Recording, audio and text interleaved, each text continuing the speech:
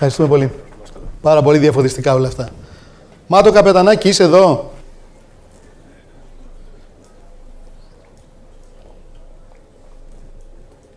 Χαίρετε. Τι θα μας πείτε? Θα σας πούμε πολλά και διάφορα για cross-screen development. Ωραία. Και δυστυχώς θα τα πούμε στα αγγλικά. Γιατί? Η είναι λίγο ζώρικη. Οχ. Οπότε είναι κάπως πιο εύκολο. Λοιπόν, για κάντε το, αλλά θα το κάνετε γρήγορα όμως.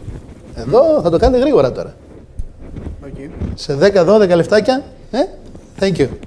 So, Αρχίζω και εγώ μιλάω αγγλικά, δηλαδή, συγγνώμη. Δηλαδή. Yeah. I'm Matos, I'm the marketing manager of VisionMobile. And today I'm going to talk about the multi-screen future, so about apps beyond just smartphones, but also on tablets and even television. So there's a lot of potential, especially for developers out there. But let's see where the situation is right now.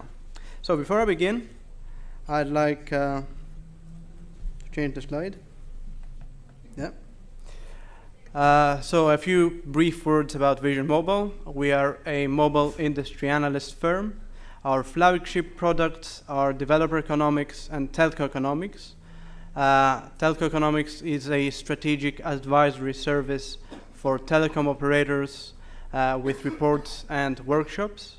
There is also a large number of free reports available on our website, visionmobile.com. Developer economics, some of the key findings which I'll relay to you today is a research series on mobile development and the new app economy. So it's based on a survey. The latest report, which was published 2 weeks ago, is based on an online survey of 3,400 developers. And it's freely available for download at developereconomics.com. Our clients include some of the largest names in the mobile industry, like Telefonica, AT&T, Vodafone, as well as some of the largest handset OEMs, like Nokia, HTC, and RIM. So let's get right to it. The focus today is what cross-screen development means for developers. So how many people are actually making any money out of it? Let's take a look at the realities. So let's start with some market figures. This graph represents the ratio of shipments across 4 types of devices. So it's evident that there is a trend of feature phones being gradually replaced by smartphones. PC sales are more or less stable, and tablet sales are increasingly growing.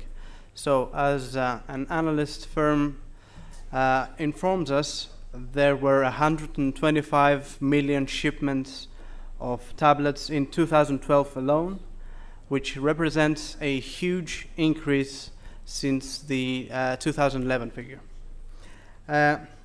Let's zoom in on unit sales and PCs versus tablets. So as you can see, the ratio of PC to tablet sales is growing less and less, and some analysts seem to believe that tablet sales will reach laptop sales and exceed them by 2016. So these are the market figures. Let's take a look at what developers think. This is a graph from our developer economics report, which shows the focus of developers on across different screens, broken down by their primary platform. So as you can see, the vast majority of developers are working on apps for smartphones, but there is a clear trend that developers are also doing apps for tablets. So of course, that's a different way to the market and maximizes their reach, and of course gives ample of opportunity for monetization. Another trend to watch is that right now developers working on TV applications is just a small fraction. So that's the green figure at the end of each bar, and you can see that around 5% of developers for each platform are working on TV apps. This is the long tail of developers, so it makes sense that the TV market is actually quite fragmented. So these are some of the key applications existing today, video, music, as well as other various apps. And it's broken down by TV manufacturer. So you can see there is a very, very small number of apps that work across all these types of TVs and across all models by manufacturers. So these specific apps are Netflix and Facebook and Twitter. So you can clearly understand that although tablets are here to stay, the TV market is not quite there yet. The reason for that is the complex landscape that permeates the TV market right now. So we have a large variety of TV makers, set-top box makers, and of course a large number of proprietary platforms. It's an interesting piece of information is that although there's a quite large number of connect-ready TVs, a lot of them are not in fact connected. The good news is that the situation is bound to change. So we have some of the key ecosystem players like Apple, Google, and Microsoft who are making headway into reaching across screens. So most of you will be familiar with the different kinds of projects at work here.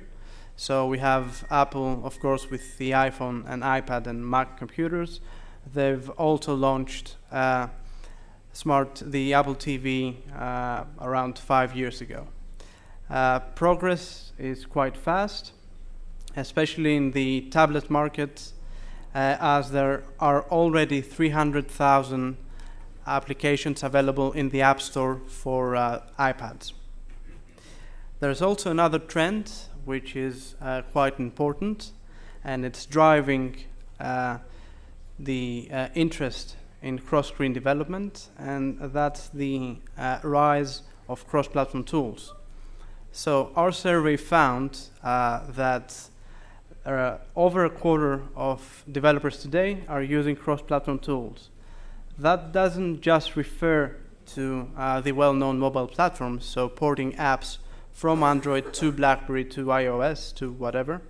It also means that developers can port their apps on tablets as well as TVs and game consoles. So there's a huge potential here for developers to reach users on an entirely different level, and of course there's a revenue potential for those developers that can find it. So for more information on our report, you can download it at developereconomics.com and find out lots more information about the realities of monetization today for developers. Thank you. Please drop me an email at matos@visionmobile.com or follow us on Twitter at VisionMobile. You are hiring? We are, of course, always on the lookout for new talent in Greece. That's a good thing. Ευχαριστούμε πολύ, Μάτο. Να είσαι καλά. Ευχαριστούμε πάρα πολύ. Λοιπόν, τώρα... Πριν από 2 χρόνια, στο εργαστήριο διεύθυνσης δημοσίων. Πριν από λίγο καιρό, μιλούσα με την καλή φίλη, την καθηγήτρια στο Πάντιο, την Πέτη Τζακαρέστου, και μου λέει, μα κάνουμε κάτι, κάνουν συνέχεια πράγματα πολύ ωραία, πάρα πολύ έξυπνα, για startups,